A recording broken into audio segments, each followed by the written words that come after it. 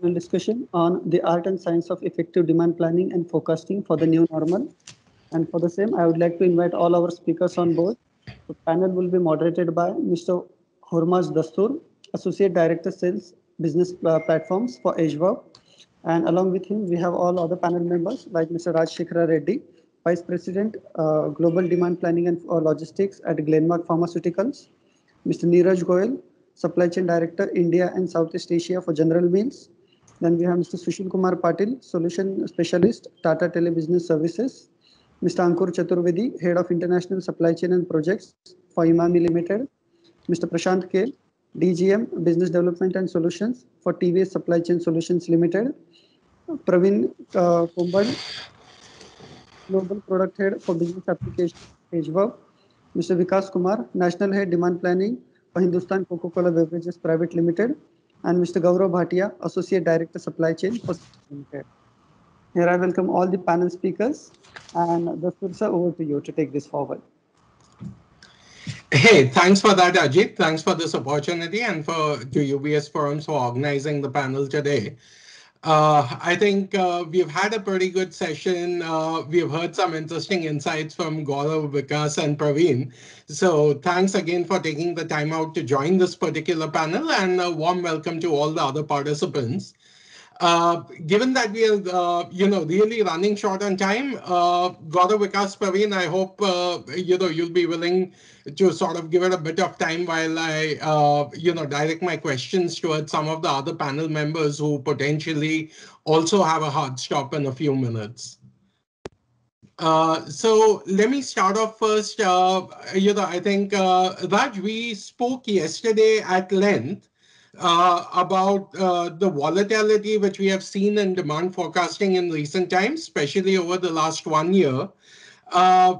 My question to you would be, and which can also be of relevance to most other audience that we have here, is that how do we actually prepare our supply chains to be able to tackle this volatility that we see in demand forecasting and the subsequent bullwhip effect that it could have on your entire value chain?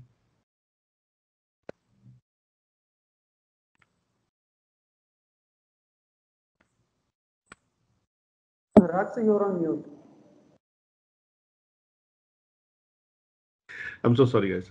Okay, good afternoon, everybody. Thank you, Mr.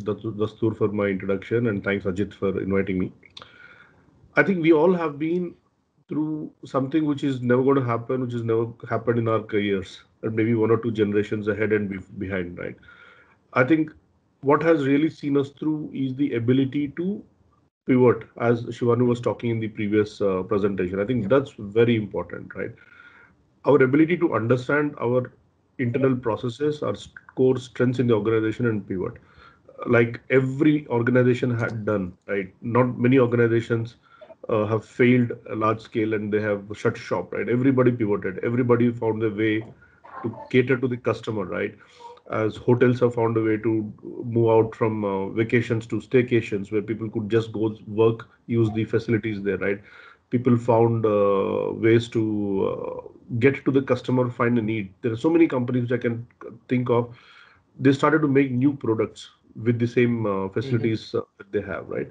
And all of this from a demand planning forecasting perspective, I mean, it just throws out everything out that you don't have any more reliability, any more dependence what you can do on your statistics. You cannot have, you don't have any understanding of the market. You don't know what you're going to do. Here is where the ability of the demand planner to understand what is happening, to understand the organization inside out, to reach to the right levels in the organization, get people to rally behind the ideas.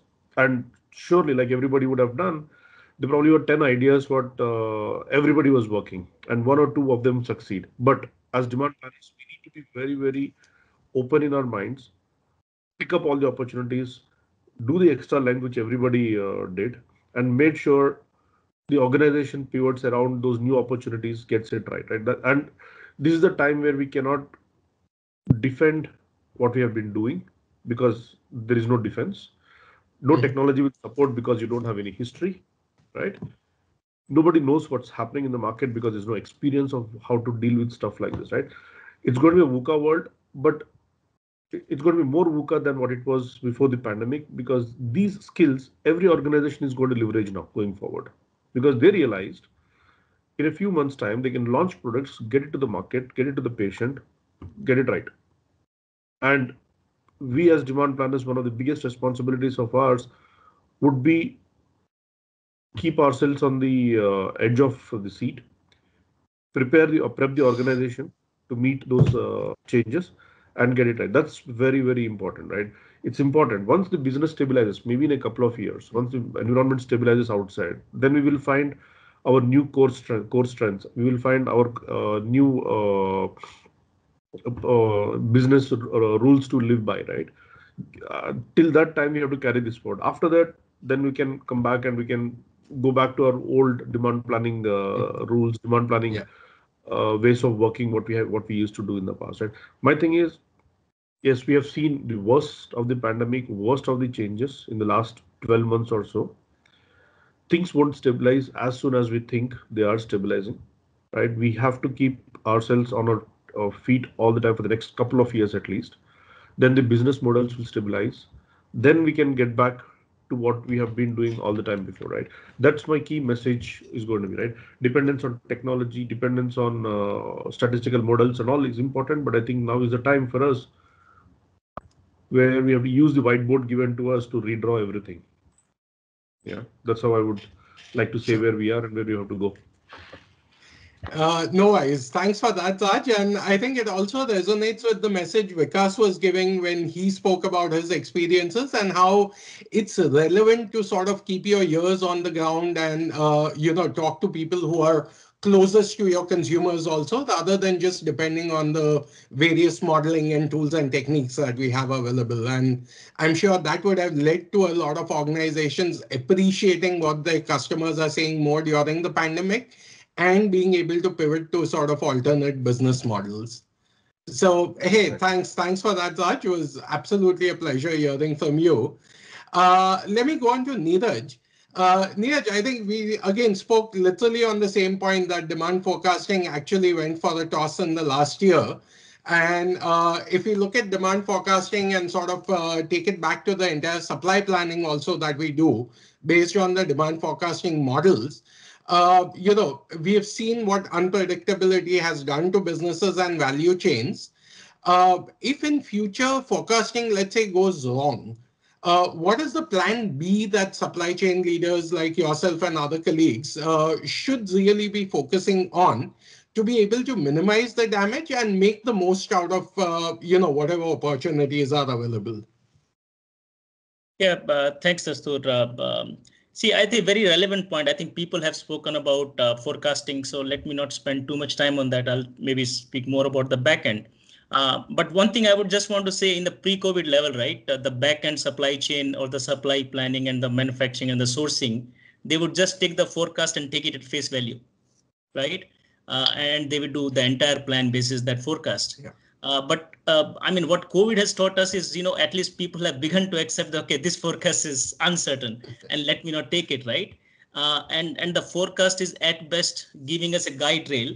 I think people are working on scenarios. Okay, so people are working as, this forecast will go wrong. Okay, so it's a given. Nobody's accepting, nobody's believing the forecast at this point of time. I'm sure people are developing different tools, whether it's by going more short term, going more real time, a lot of data collection, market trend, industry trend to improve the forecast. But the reality is we have a huge potential of getting it wrong.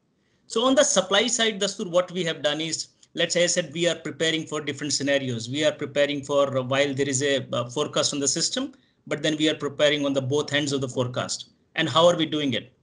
We are doing it sort of, looking at from the sourcing standpoint and then coming right up to the consumer.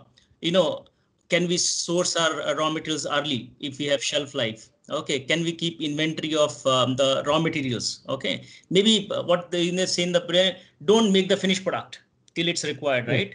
So keep inventories of raw material. Which SKUs to produce? Where are you keeping in inventories? Keep inventories at the factories. Don't deploy it to the location till the last minute, right? So that at least you are better prepared to serve. You are planning for inventory in Mumbai and actually it's required in Delhi. So the best place to keep it is in factory so that you can deploy it as and when it's required. So those are some of the supply chain things on the back end things. As I said, accept it's uncertain, which is the first part of solving the problem, and then working on the back end and work with your suppliers, work with your plants. Industries have rationalized SKUs if they are seeing the demand is not there. Yeah. So the entire heavy lifting has been done by the back end supply planning to solve the uncertainty in the demand planning. And in future, I would say the story will continue. I think the networks, the supply networks, apart from being efficient, they will plan to be more resilient, right? Mm-hmm. Because people will prepare that if not this kind of disruptions keep on happening. Okay. The key thing for supply chain leaders is how do they make their networks more resilient so that when the disruptions happen, they're not found wanting. Okay, and we take this learning and then make sure that we have enough flexibility in our networks to continue to supply our customers. Hope it makes sense, sir. Thank you. Hey, absolutely, Neeraj. Thanks for that. And I think it was good that you touched upon the parameter of resilience. While resilience might definitely have a cost attached to it, it's obviously better to build a resilient supply chain to be able to service the markets that you want to service, rather than face a scenario like what we saw last year when, literally your products were off the shelves, your supplies were not coming in, and there was nothing much that you could get to the shelves in the consumer-facing segment. And obviously, you lost a lot of business because of that. So it'll be a manner of weighing up, what the costs of resilience are versus keeping your supply chain sort of as lean as it was previous to the pandemic and as single supplier focused as it was. So now I guess there will be more people looking at multiple points of supply and suppliers to be able to sort of make the finished products available. So absolutely, thanks for that, Neeraj. Let me go on to Ankur. And Ankur, it's a pleasure to see you again. Sure. Ankur, I'll probably sort of toss a couple of tough questions your way. The first one being, let's say, what are really the changes in trends that you see in the post-pandemic world? And these changes, trends, patterns that you are seeing appearing now, how does one capture these for sort of improving your demand forecasting ability in the future? Thank you very much, Hamza. And thank you to UBS for conducting this session. Well, let me tell you, the interesting part is that the recent past has shown us that there is nothing called patterns. Everything which is happening is defying whatever patterns we were aware of. It has also tested human intelligence, resilience, like you brought out, organizations' ability to adapt, pivot. But the key to success here is big data. See, human beings, depending on their intellect, like a guy like me can read a maximum of 5 pages and after that goes off to sleep. Some more intelligent guy can read 20 pages. There are people who can read 500 pages. But then there is a limit to what a human mind can read and analyze. Now that is where machine learning and artificial intelligence plays a major role. And patterns which may not be visible to the human eye become visible for the businesses through the machine learning and artificial intelligence. Now, for artificial intelligence or machine learning to actually be effective, we need data. We need more data points.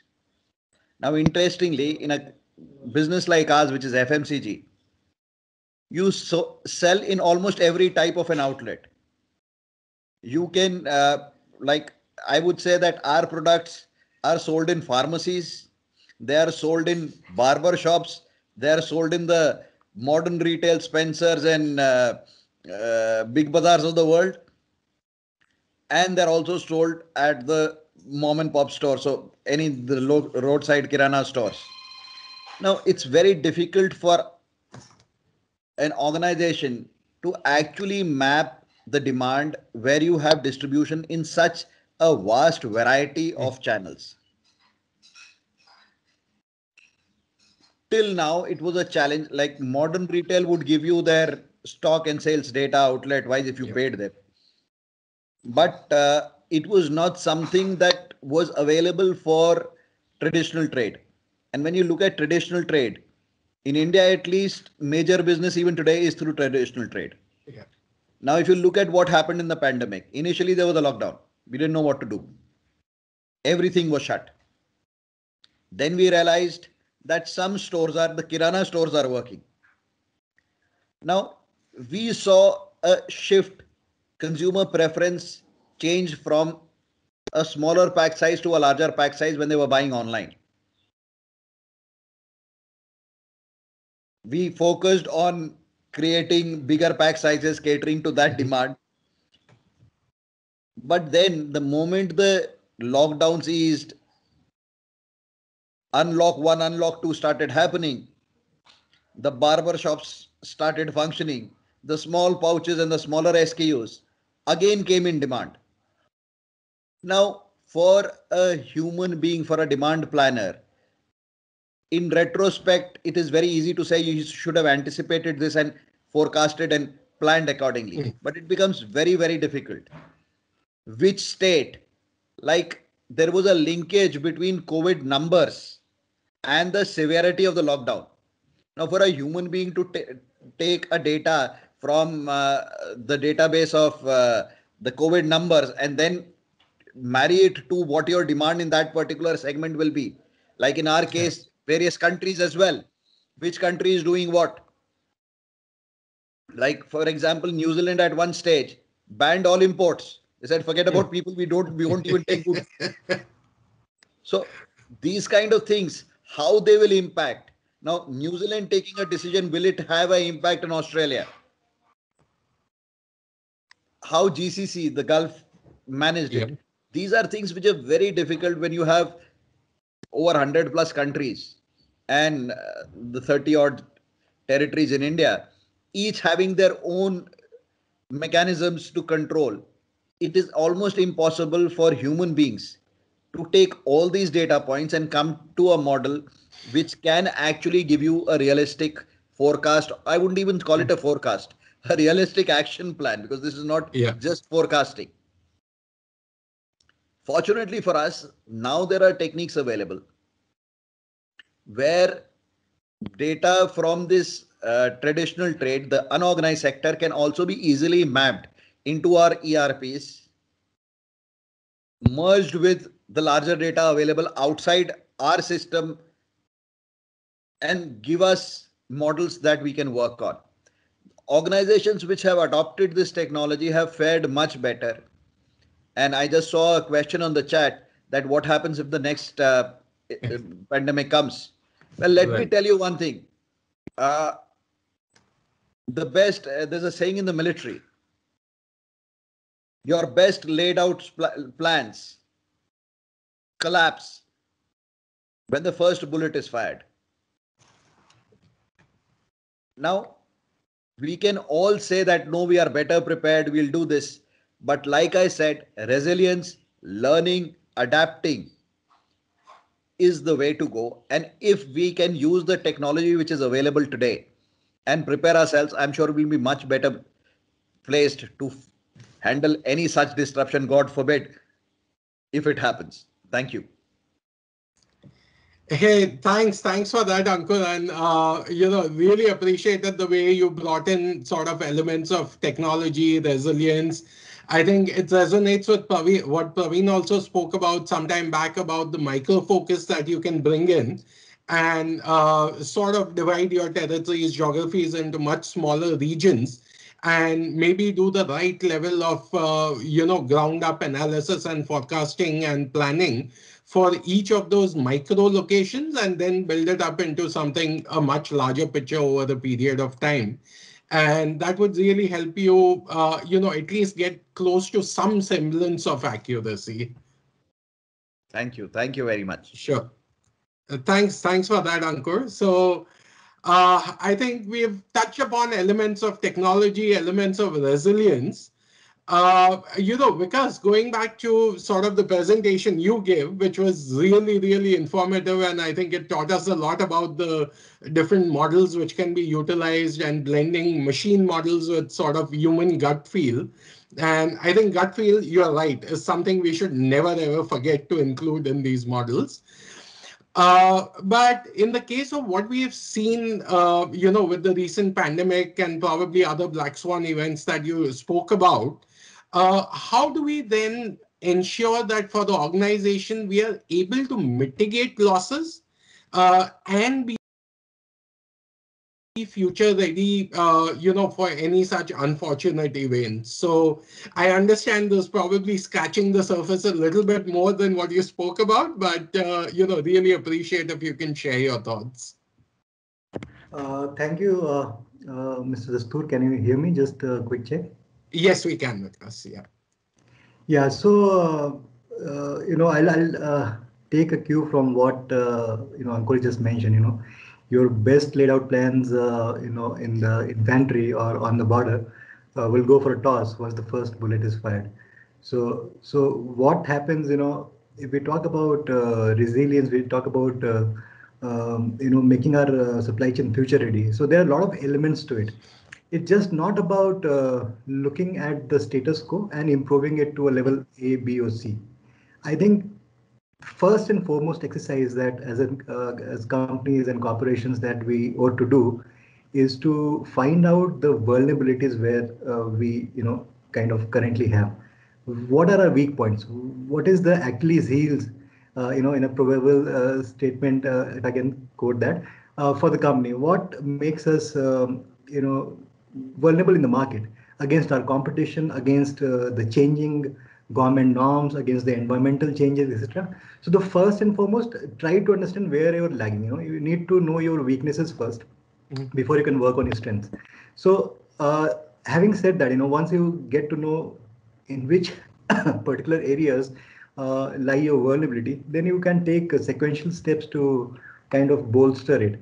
So as you just mentioned a while back, then that it's a combination of gut, it's a combination of subjectivity aided with machine learning and all those sophisticated tools. So I have a firm opinion that it will continue to be that.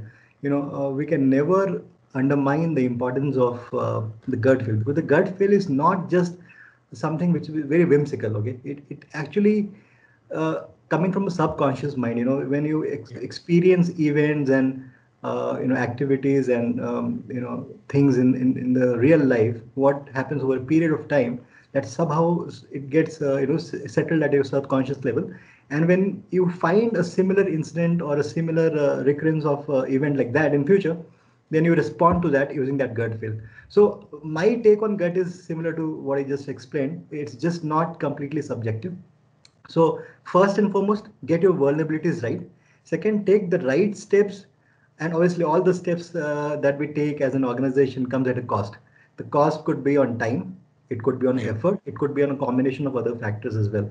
So when we take the right steps to bolster our weaknesses, then only we can play on our strengths.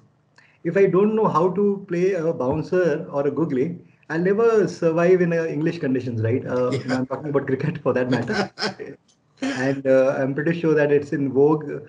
We still have about 3 test matches to go. So just taking a slight detour. So Hurmaz, just to answer your question, if I can quickly summarize in 3 bullets. First, know your vulnerabilities. Second, you work on your weaknesses, bolster your weaknesses. And third and foremost, apply all that is going to impact your business. And when I say business, it's just not a business as a selling system, but as a complete ecosystem. When we do business, we manufacture products or services, and then we put it on distribution, and then it goes to the consumer, goes to the customer, customers to the customer's customer, and finally goes to the end consumer. So if you look at the entire ecosystem, right from the third degree, second degree supplier to the end consumer, you have different elements of play involved at each and every level. And as a company, as an organization, we also can partner in the right manner with the distributors, with our retailers, with our suppliers, to help us heal our wounds. I mean, help us make ourselves more stronger, in times of crisis. So these are my top three, overall holistic bullets, if I can summarize that, to make us future ready. And not to forget, as we evolve from a brick and mortar company, let's say I'm just talking an example of a manufacturing company, as we evolve from a manufacturing company to something which is more pervasive and caters to a wide audience, wide customer range, then we also need to inculcate additional sources of information to know our customers well, and just not the customers but also our competition, because competition is often considered a taboo subject. It doesn't get discussed so much in detail in the boardrooms. Many of the companies try to refrain from talking about competition, but I believe that competition, if you keep a pulse on what they are doing, what they're not doing, probably you are better placed to play your game in the market. So that's my overall take on this, Mr. Dastur. Hey, thanks a ton for sharing your thoughts with us, and really appreciate the way you sort of laid it out, saying that we look at literally all nodes and touch points from multiple suppliers to the multiple steps that your products have to take to get to your end consumer. And you're probably looking at multiple suppliers feeding into your manufacturing, and then primary, secondary, tertiary sort of distribution or route to consumer network. Like the point about, first protect your downside, work upon your vulnerabilities, build up so that you have that absolute downside protection, which can then allow you to really leapfrog into, growing the business that you work for. So really, really appreciate that, Vikas. And I think we should, at some point of time, have a talk about how we can address these multiple touch points across the entire network, starting from your suppliers up to your end customers and consumers, and how we can, probably buffer up, as you mentioned, or sort of address the vulnerabilities, build upon the strengths in that entire network. So great to hear from you, Vikas, and look forward to being in touch.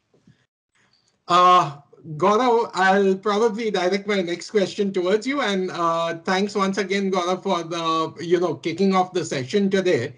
I think that was a really interesting topic that you started off with. I just wanted to touch base with you about your thoughts on how to basically leverage, new age technologies, digital that we talk about so much, to be able to then manage supply chain risk effectively. Sure. Thanks, Thomas, and thanks for the question. And first of all, best part is all the co-panelists and everyone that we interact, or all the leaders that I interact with, recognize the fact, first of all, that technology is the way to leverage and take you to the level.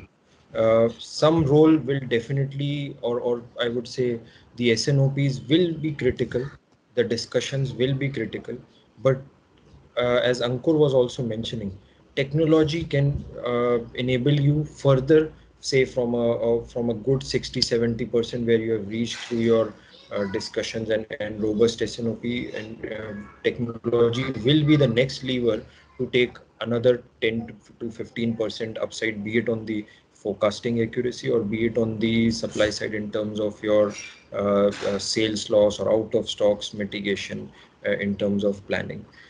Now, what we have leveraged and what I am seeing the organizations implement, one is very critical on your demand forecasting side.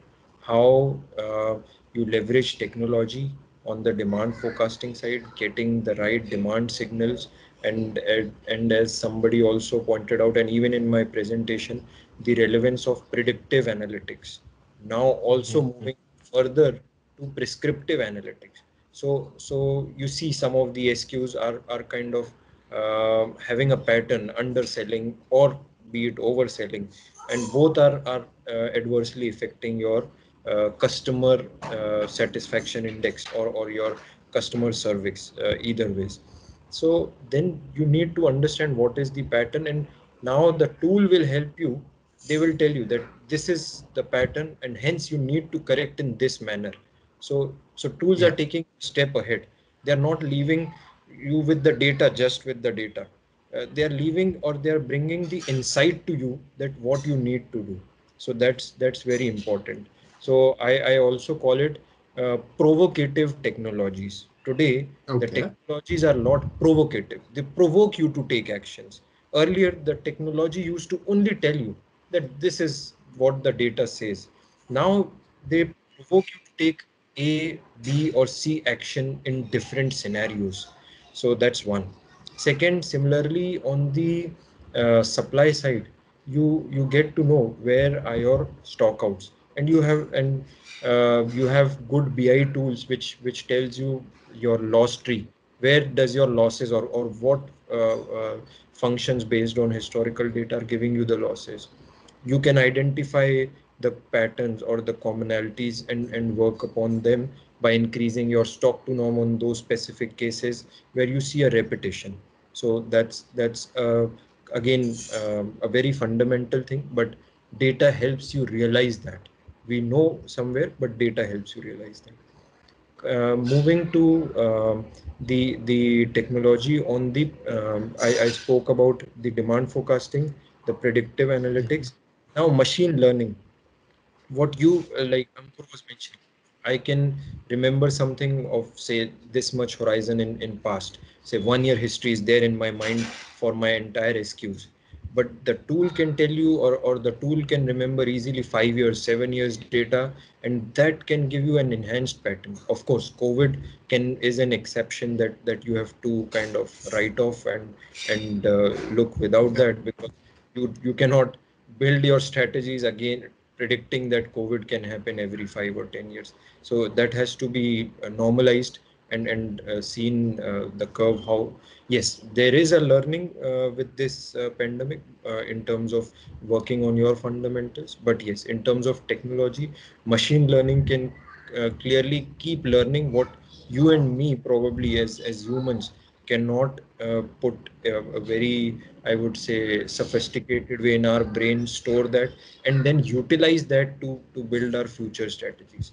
So that definitely helps both in your future planning, both in terms of at an execution level and also at a tactical level. When I say tactical level, it means your long-term capacity planning, your long-term network planning, how many nodes or multi-echelons working that you need to do.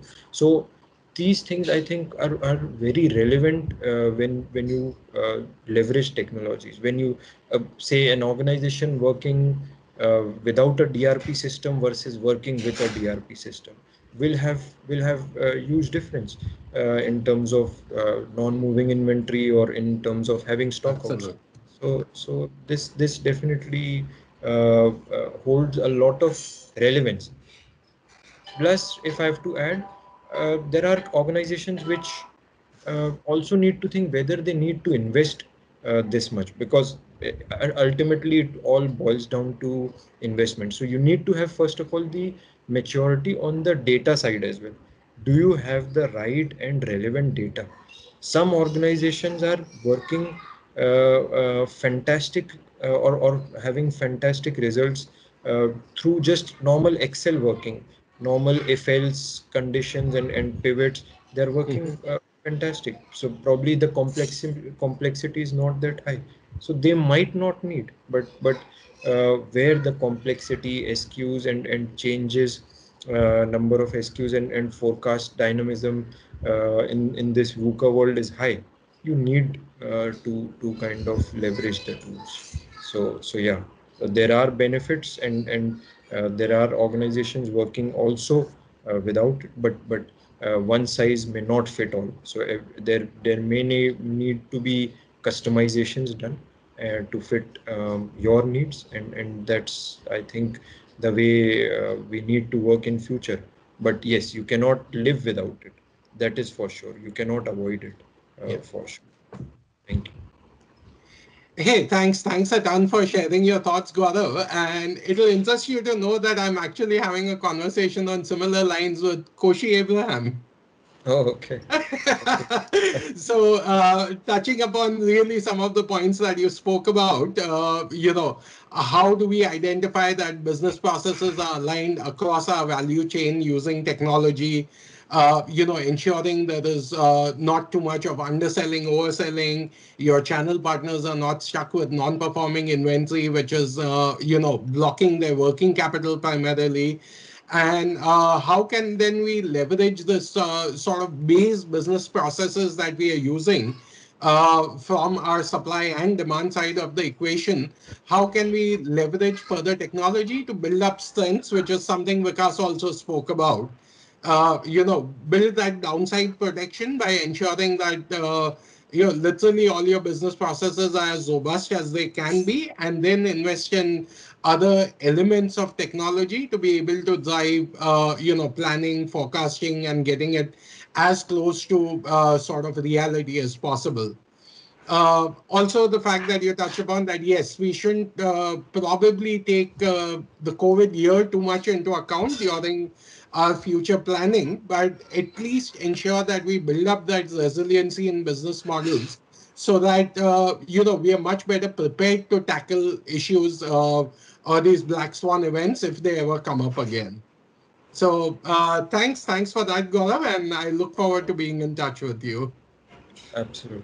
Thank you. Thank you. Thank you. Sure. Just wanted to check if Prashant is also there with us, because I believe a couple of panelists had to drop off. Yes, Hormaz, I'm here. Hey, Prashant. Thanks for that. Prashant, I wanted you to share your thoughts, basically on what are the strategies that you have seen in recent times around basically building a robust, intelligent, agile supply chain. If you could share your thoughts on that. Right, Hormaz. Thank you so much and appreciate the opportunity. So, I would probably first talk about the Indian context. So, Indian context, we see that the global companies, of course, have a formal S&OP process in place. They have some kind of forecasting that is already happening. But in the Indian context, we see a lot of tier two organizations who do not have a formal S&OP process in place and currently are migrating towards a forecasting methodology or an algorithm or some kind of a technology tool that would aid them to get a forecast. Now, the question is, what if the forecast is wrong? So what is the safety net that they have? And like a lot of the panelists also indicated, that there is no outright mitigation plan to avoid this kind of volatility that we currently have. A formal and integrated SNOP process, which is aided by a technology tool, can go a large extent in kind of mitigating the issues that we might have. I would like to cite an example of an SNOP implementation that we undertook for an Indian electrical company, where we basically, right after the lockdown was lifted, we saw a lot of forecasting errors that were coming out from our algorithm. And there was a lot of error that was reported. So what we had to fall back upon was basically the bottom-up sales forecast that was coming in from the sales teams. These were more grounded. They exactly knew the pulse of the market. They were more connected to the dealer distributor sentiments, and they ended up giving us a forecast which was more realistic. And these also translated into a very accurate number at the end of the month when we, compare the forecast versus what the actual sale was. So having an integrated SNOP process and diligently following that SNOP process across organizations, at least in the Indian context, where a lot of organizations still have not jumped into that bandwagon, is a very, very important thing that we have to look into. The other thing is also to look at the entire replenishment model and also the inventory strategy that one would hold across the nodes and networks. This might be relevant for manufacturing companies which are still shipping their products from the plant to the consumption nodes, closer to the consumption nodes. So we, in fact, did a pilot of for an organization where we kind of proposed a regional DC model. And this regional DC model did, in fact, this is basically inventory pooling, right? And you're closer to the consumption point, but at one step higher than where you would ideally be. This would also mean that you have lesser inventory at the nodes and you're pooling your inventory at probably a regional DC. This gives you greater control in terms of what kind of variety of SKUs go into the nodes. And also the other benefit that you can have is the non-moving and obsolete stock. They tend to reduce a great lot, because in the normal scenario, they would have probably had non-moving stock in every node. But when you have a model where you have a replenishment that is happening from the regional, you have all the non-moving sitting at one location instead of say 4 or 5 locations in a region. And this is something that we've come across, and that is one way for an organization to be agile. So in a brief, my, the safety net that we would have if at all a forecasting is going wrong is to have an all integrated SNOP process, which is covering the entire organization, all the functions, and is driven by a technology tool. And also giving the right weightage to the factors that we have. Obviously, filling in more factors or bringing in more variables into the forecasting model would give you a more accurate forecast. But in today's world, we don't know what patterns are going to come in. We do not know. And also in the Indian context, we do not really have a lot of data sources that we can rely upon. So that's where it is important to give the right weightage to the right factor that we are looking at. So that's what I think, Hormas. Thank you. Hey, thanks for that, Prashant. And I think this combined with some of the areas that Mr. Girja Shankar from your organization spoke about in terms of how to leverage the newer AI ML technologies really sort of puts things in context, and I think lays the foundation for sensible business decision grade data to be available to all demand planners, and for being able to formulate their models, and to also drive sort of businesses going forward. So thanks for that, Prashant. Thank you, Hormas. Thank you, everyone. Sure. And I think, Praveen, sorry I've kept you for the last, but yeah, Praveen, so I wanted to actually, pick your brains for a little bit about what you spoke about, the ecosystem view, the overall level of granular visibility that enterprises can get around, their sales, their inventory at various positions on the nodes and the networks that they work with. What do you think in today's terms is basically the art of the possible in demand planning and forecasting? And this could be leveraging either new technologies and so on, so that we are really building up the value networks. Yeah, sure, Hormas. Great question. And thanks to all the panelists, and thanks also for flexibility. I know we've gone over time, but very quickly, just kind of bringing it together. So, I was just reflecting on the whole morning and, trying to pick up some patterns, if I would say, right, of what was being spoken about. So center stage was VUCA. Everyone has the uncertainty, ambiguity, volatility, top and center of people's minds. And then if you see the layer of what you need to solve for that or address for that, some of the things that I picked up were about partnerships, whether it's suppliers or on the front end, or even for demand planners to stay close to your sales organizations and so on and so forth. So staying grounded. So there were partnerships as an element. There is data as a big element, to be able to incomplete data or not enough and so on and so forth. There are many such strains that were spoken about. And lastly, intelligence and insights, right? And these were the three distinct elements or levers that people felt will help solve for VUCA in the current pandemic, post-pandemic environment. And then that's when I was going back to the thought that we had introduced as part of the keynote earlier in the day, saying technology is there today at scale and on cloud and so on and so forth that will help bring these elements together. The partnerships can be solved for by bringing an ecosystem together and help them connect digitally. The data is the fuel that will then flow through this network. And the insights and the intelligence that drive either predictive analytics or prescriptive alerts analytics leading to supply chain execution is what will help bring this whole story together. So to my mind, just that whole platform and base is potentially a great leap forward. The demand planners can then focus on things that are also spoken about, right? it's not just enough to have analytics, but I want scenarios. I want to simulate. I want to test. I want to stress test. And that's what we can help drive better, tools for demand planners, as well as a more integrated business planning across not just across their enterprise, but across the whole ecosystem. That's kind of the way I was kind of trying to summarize that morning, Hormus. Hey, thanks for that, Praveen. Thanks for sharing your thoughts. And I believe we are a good 30 minutes beyond the scheduled time. So, it's been a pleasure talking to all the panelists. I would once again like to thank Ajit and UBS Forums for helping set up the day so wonderfully well. Ajit, let me hand it back to you sort of for closing remarks from your side. Yeah, thank you, Hormaz. Thanks, Thank you everyone. very much for your time, and thank you very much for moderating the panel very well.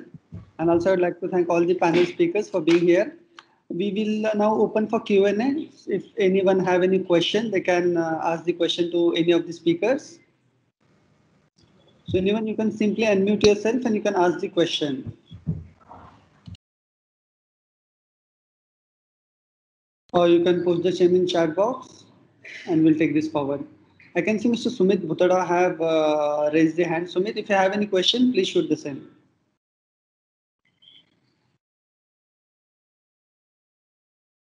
Or Neha, you can go first.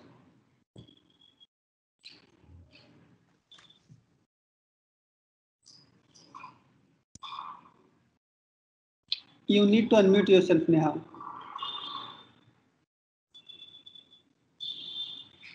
Sorry, I raised it by mistake. Sorry. No issue, no issues.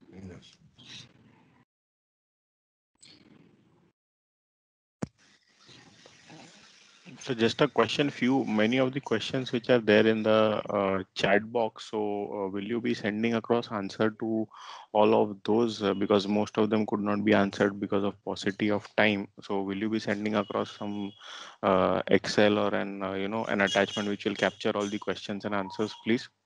Yes. So the individual questions which are asked for the individual speakers, we will direct it to them and we'll connect with the concerned speakers. They will revert on that.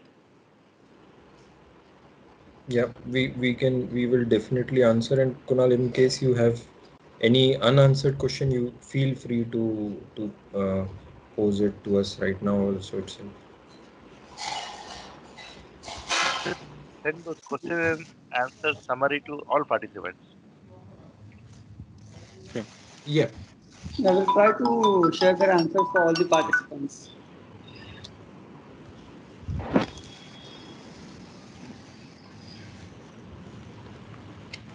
I think there are no questions for panel discussion now. Yeah. Hello. Yes. I have a question regarding this pre-SNOP meeting kind of thing. So this is a very basic question which I want to ask. Like suppose we are sitting in the month of Feb, and at the we need to make a forecast for say M-1. So M-1 stands for we are forecasting for the month of March.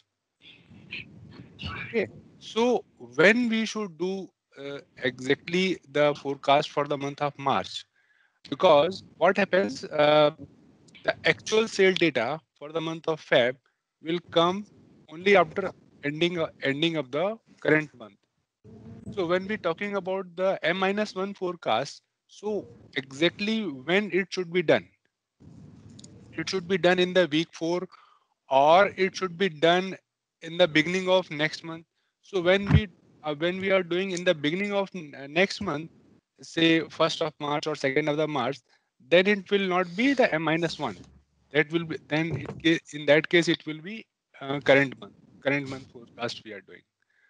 So anyone would like to take this question?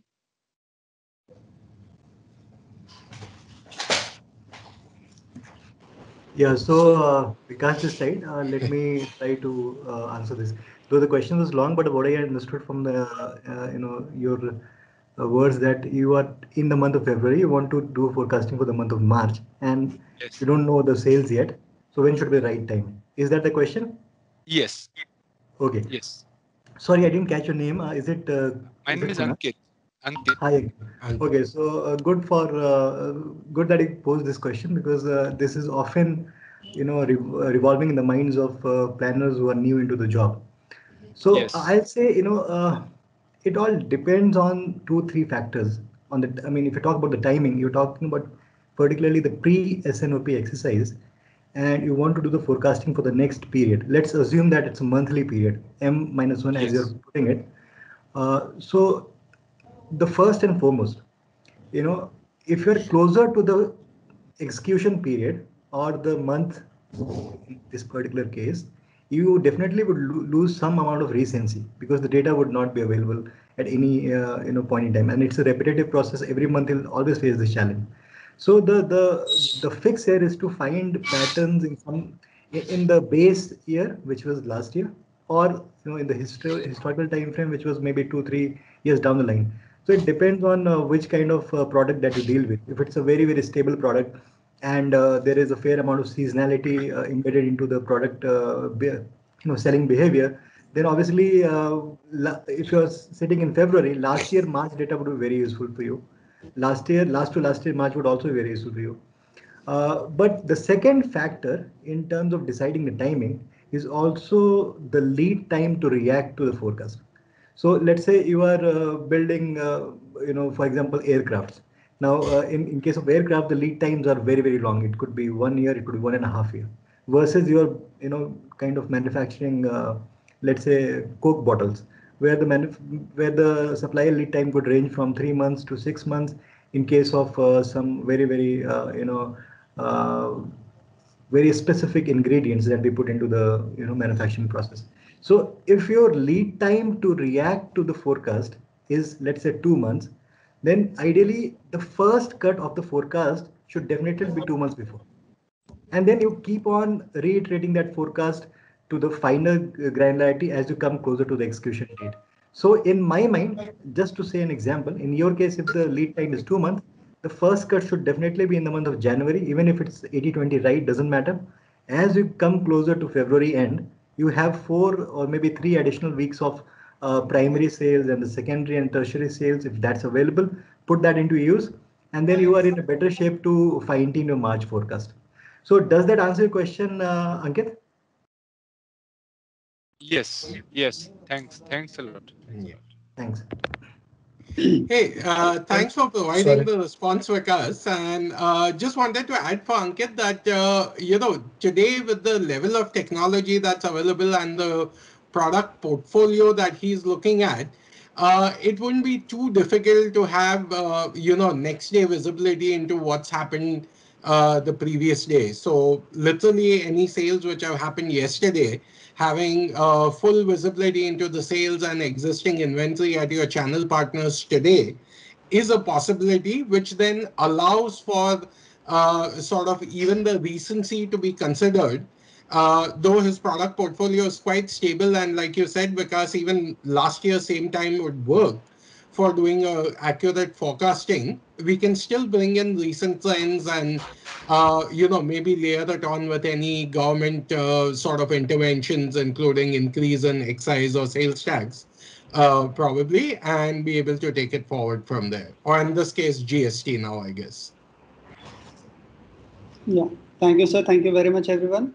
So we'll take one last question, which is there, and we'll wrap up the session. So question is from Mr. Manoj Nair. Any method to identify sales happen through baseline sales, media sales, and promotional sales?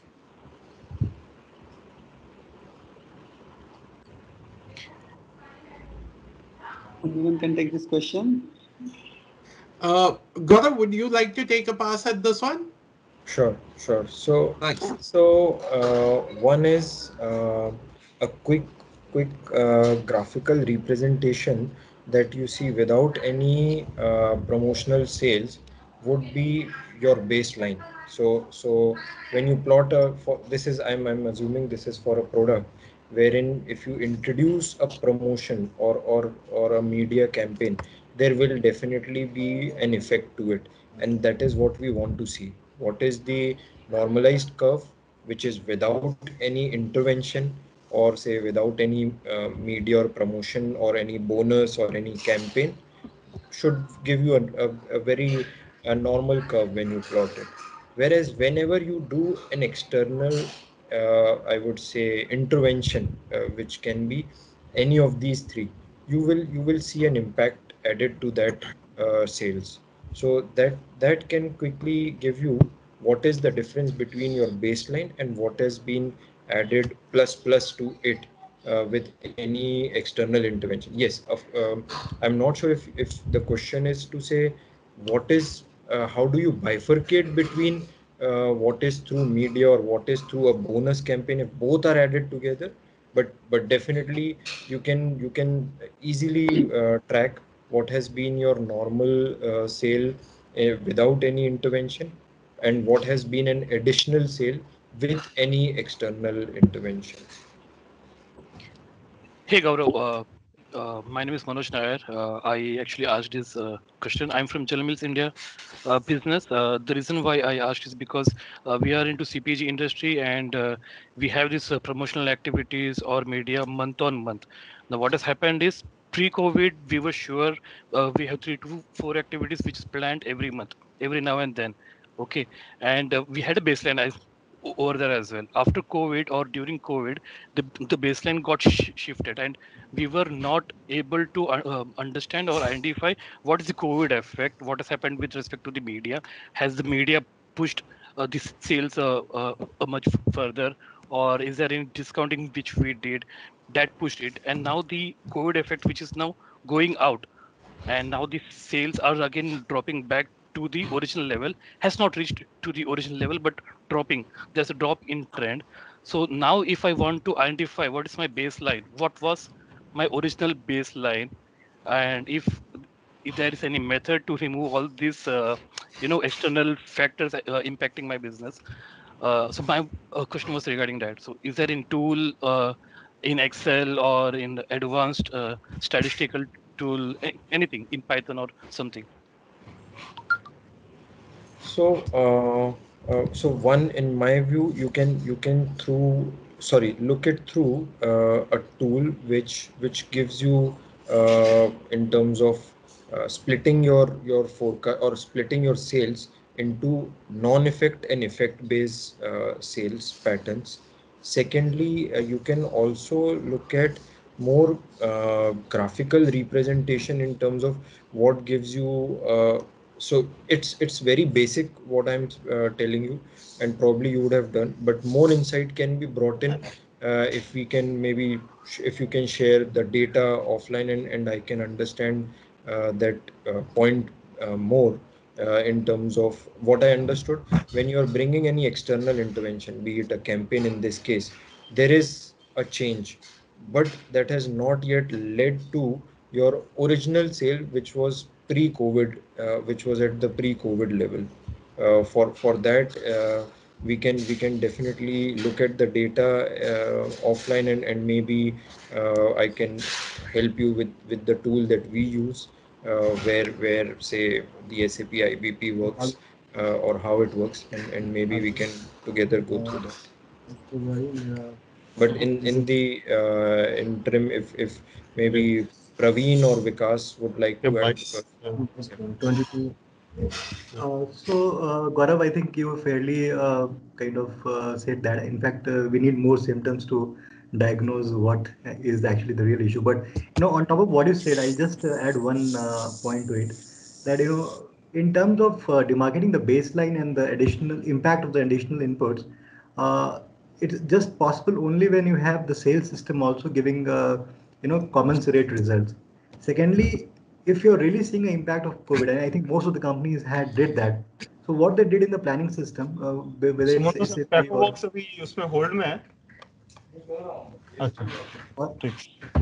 Oracle, uh, what they did, they have actually added a negative building block in the base year of 2019. So what they did, let's assume that the COVID impacted us for the period of March till July.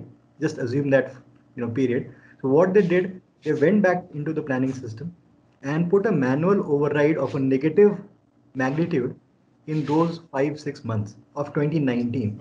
So what it did. So it basically deflated your baseline overall. Sorry, not the baseline, but the overall total forecast to a level which was similar to COVID times. So manual overrides in the backend is definitely one of the thing that you can try if that is possible in your planning system. But as Gaurav mentioned, I think if there is more data to substantiate your question, I think it could be better answered.